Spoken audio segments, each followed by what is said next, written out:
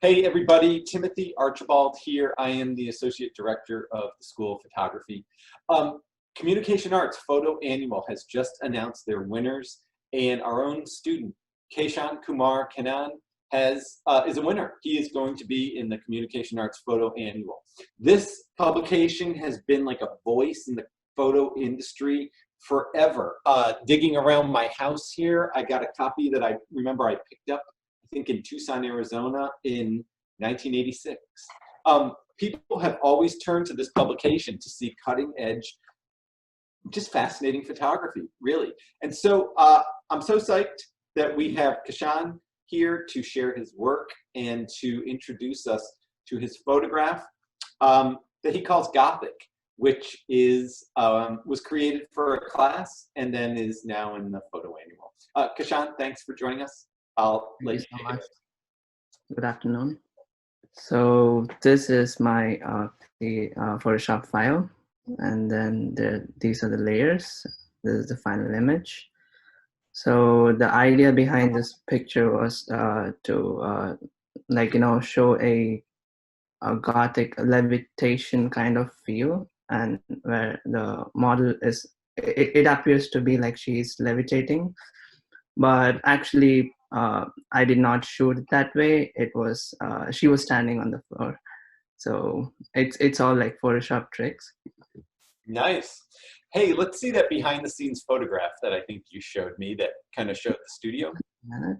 So oh, look at that. So I had help, obviously, because I cannot shoot this alone. This person over here is the stylist, and the person on the left is the makeup artist. And this was shot in the Academy building in 625, sorry. As you can see, the final image over here, the hair looks different. So I basically shot the hair separately and then composited it later. No, that makes sense.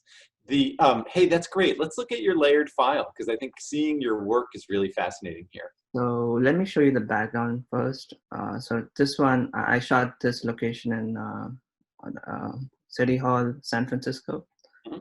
So that's a very good spot for photographers to shoot their like weddings and other stuff. Like it's a very artistic place to generally shoot even fashion. And it is a really beautiful building. Do you have to get a permit or can you just photograph in there? So if you're you can generally go and photograph there because many wedding photographers do. But if you're taking your lights and stuff like with stands, you generally need a permit. So if you're just going with a ProPhoto A1 or like shooting natural light, you generally don't need a permit. That's good to know for sure. Let's look at these details here. That is a beautiful space.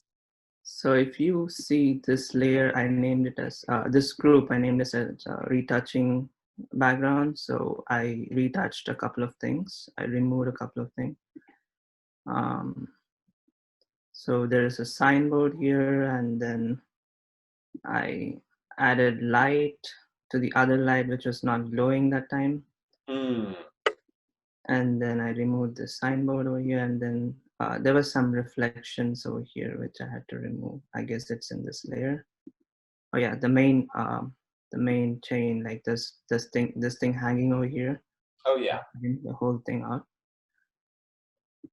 So that's basically this layer, and I just added lights over here, like so that the final image is a bit dark, so that shows up when it's the final image.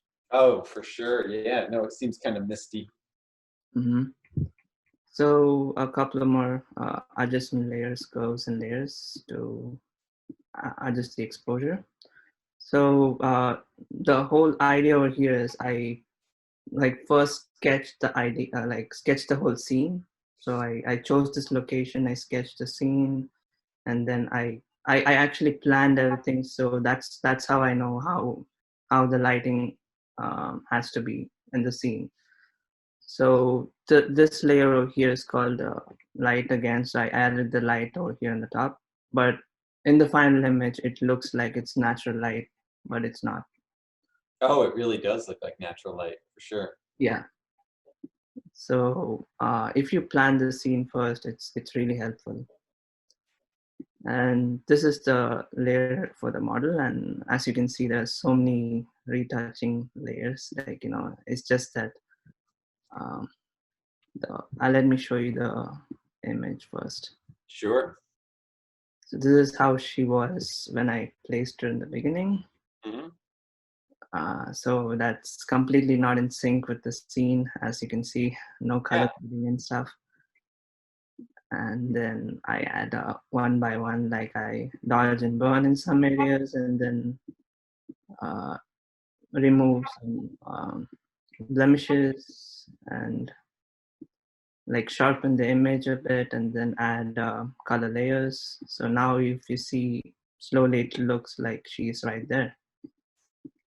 It really does. Like in the beginning, it just looked like a bad cut and paste job, kind of, and then suddenly it takes, suddenly it becomes extremely believable. Is there a main thing that you think, like a main tool or thing that you affected that then suddenly made it kind of come to life for you? So the main thing I learned over the past 1 year in Photoshop was dodging and burning. So that's the main technique used, plus color grading. So that defines the lighting and the highlights and shadows. So if you want to create like a dimension or something, it's dodge and burn. This particular layer defines the. Let me bring back the rest of the layers. So without this color grading layer, the image looks this way.